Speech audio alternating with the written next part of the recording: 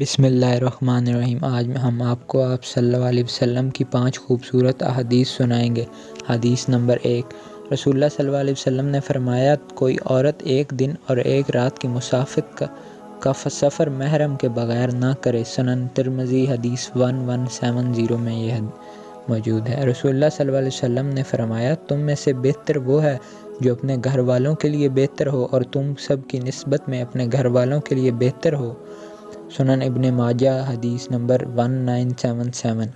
اس کے بعد حدیث نمبر 3 میں ہے کہ رسول اللہ صلی اللہ علیہ وسلم نے فرمایا، بخیل وہ ہے جس کے سامنے میرا ذکر کیا جائے اور پھر بھی وہ مجھ پر صلاۃ درود نہ بھیجے صلی اللہ علیہ وسلم۔ جامع ترمذی حدیث نمبر 3546 میں یہ حدیث شریف موجود ہے۔ اور اس کے بعد رسول اللہ صلی اللہ علیہ وسلم نے فرمایا، عائشہ، اللہ تعالیٰ نرمی کرنے والا ہے اور نرمی کو پسند فرماتا ہے، اور نرمی کی بنا پر وہ کچھ عطا فرماتا ہے، اور جو درشت مزاجی کی بنا پر عطا نہیں فرماتا وہ اس کے علاوہ کسی بھی اور بات پر اتنا عطا نہیں فرماتا۔ صحیح مسلم حدیث نمبر 6601۔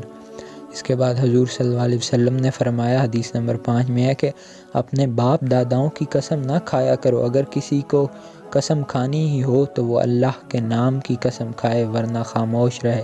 صحیح بخاری حدیث نمبر 7401۔